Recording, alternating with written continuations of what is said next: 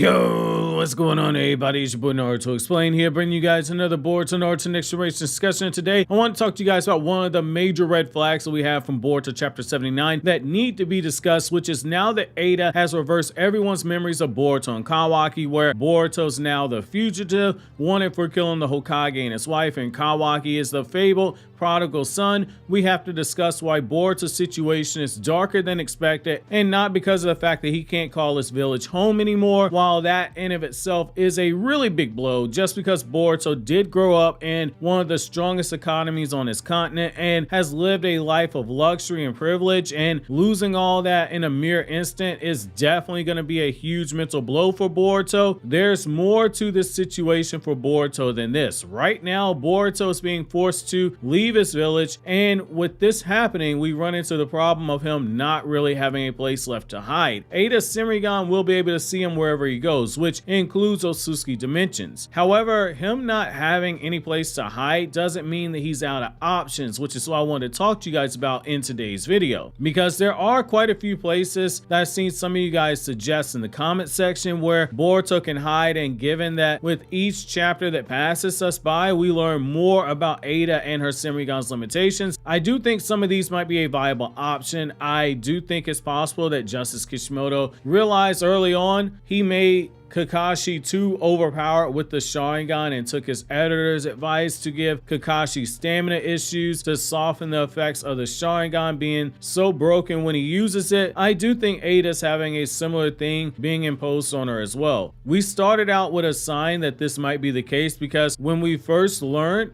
that she had this super overpowered ability, we were told that she gets bored extremely easily, and for that reason isn't always using her Sharingan to see everything. Likely because if there was something that didn't catch her attention or it made her bored, she could just turn off her eye and go back to rewatch the scene later on if she ever chose to do so. Then we learned that Momoshiki can stop time. When this happens, she's not able to see the conversations and the actions that go on when Momoshiki and Boruto are in that space. We then learned that if someone shrinks down too small in size, she can't see them, which means that there are ways around Eida's visual powers, which we will discuss in detail shortly. Finally, we learned that Eida, when she is looking through the various scenes in the past and the present, she's limited to seeing what happens in a particular scene because she projects herself into that one scene and has a particular limited viewpoint of it. So what started out as a super overpowered jutsu, as time's been going on, we've seen more and more flaws to it. So jumping into the first way that Boruto can hide from Eida's Sharingan, and by extension from Kawaki, is by taking advantage of the blind spots of Eida's Sharingan. I don't think this was by mistake that she referred to it as having surveillance cameras. Even the best surveillance cameras have blind spots. Now obviously he's not going to be able to use the Sukuna Hikona, and even if Boruto could use it, he's not going to be able to use it forever, because despite being a pure Otsutsuki, he does not have unlimited chakra. So what's his alternative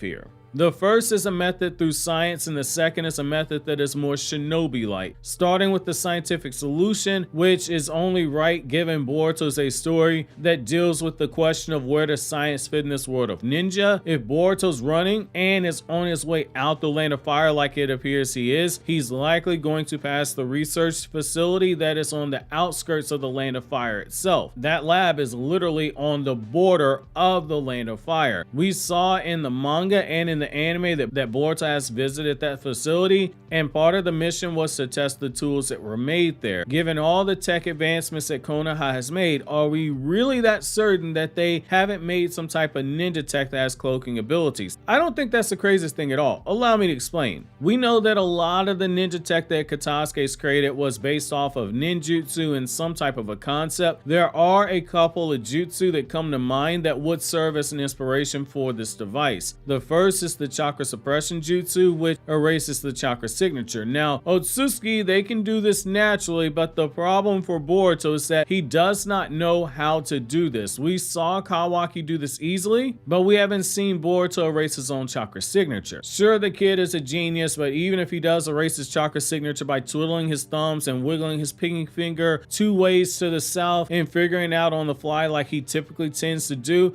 the problem of still being viewed by Eida's Senrigan, that's still there, which brings me to the next jutsu. In Naruto's manga, there was an A-rank jutsu called the Camouflage Jutsu in Naruto's manga that erased the scent and the appearance of the user, with the only way that someone can actually see the location is either by the sounds that the person was making, so using your other senses, and if they had a dojutsu like the Sharingan that could see chakra's color, which by extension would include the Byakugan, since it takes it a step further, sees chakras of color but also sees the entire chakra network. Those things can see through this jutsu. However, the thing with the ninja tech is that we have had some that make use out of the user's chakra, like the Shinobi Wear that Katasuke pioneered and Amato took to another level with the Car Enters, very similar to how Orochimaru used technology for his sound gaining, which just like the Shinobi Wear makes use out of the person's chakra. So we can kill that whole idea that like ninja tech and what Orochimaru did, it's not the same. There's different types of ninja tech, it's not just the gauntlet. And speaking of the gauntlet, we have the Shinobi Gauntlet, which bypasses the need for the user to use their own chakra because they're using the jutsu stored into the gauntlet itself by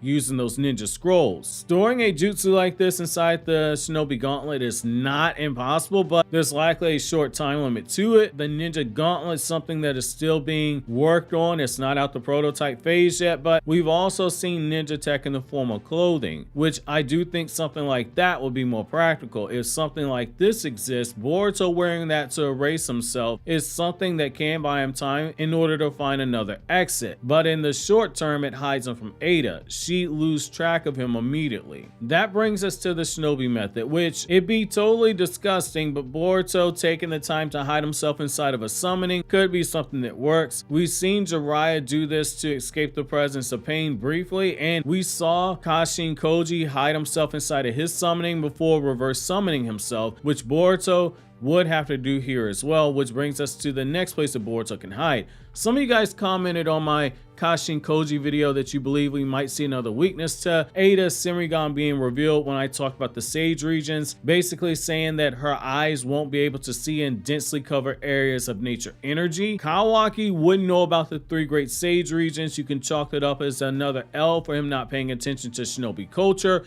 despite being in a Shinobi village and living under the leader of a Shinobi village. Kawaki likely doesn't know what those areas are, but Boruto knows exactly where the Ryuchi cave is, and his body's already been confirmed to be in possession of enough chakra to undergo Sage Mode training and enough strength to undergo Sage Mode training. Boruto hiding at Ryuchi cave, that works, that makes a lot of sense. Mount Miyaboku isn't likely for the reason that he, at least based off of everything we know from the manga, the anime, and the light novels, has never been taken there. Mount Miyaboku is a place that can be traveled to. That much was implied in the Pain arc, where Pain learned where Naruto was, and Nagato's like, alright, bet, I'm gonna blow up the village and I'm gonna go to Mount Miyaboku. It's very possible that those who are in the 3 great Sage regions might have some immunity to what Eida's done with her Shinjutsu as well. Once again, this will be making use out of that god-awful filler arc in Naruto Shippuden that dealt with Kaguya, that had its fair share of retcons, but in that filler arc, we had a line where the Sage regions, while they were affected by what Kaguya was doing with the God Tree,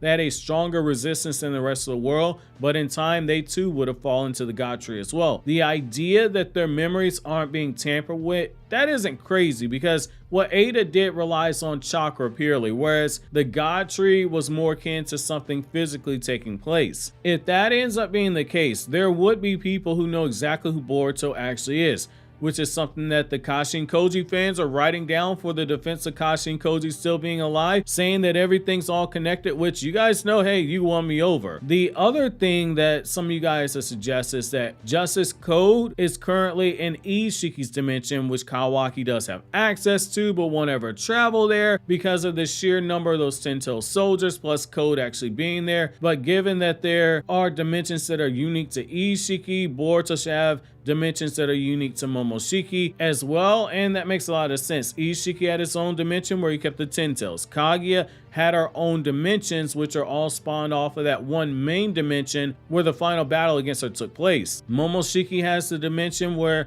he took Naruto to, where the Kage battled against him, and he has another dimension where Boruto took Ishiki, which we know wasn't Ishiki's, because he looked around and made the connection to Momoshiki and wondered how much of Momoshiki's power Boruto could use. So it's possible that for his own survival's sake, Momoshiki shows Boruto how to access one of his dimensions to hide out in. It's not the craziest thing when you remember that Sasuke was only able to access the dimension where Naruto was being held by Momoshiki, because Sasuke could literally sense Naruto's location very precisely. Sasuke was able to go to Ishiki's dimension where the Ten Tails was because he had the coordinates. Sasuke was able to take Naruto to Momoshiki's dimension because he timed his dimension travel with his Rinnegan, with Boruto opening his own up, basically piggybacking off of what Boruto did by simultaneously using Boruto's chakra signature as a GPS and using Boruto's portal as an Uber as well to cut down on the chakra cost in order to travel to it. As long as Boruto keeps his chakra signature erased, there won't be a way for him to be tracked by anyone in the village. You have the Kawaki issue, but even as we saw with Boruto, there's a limit to how well they can sense each other, which,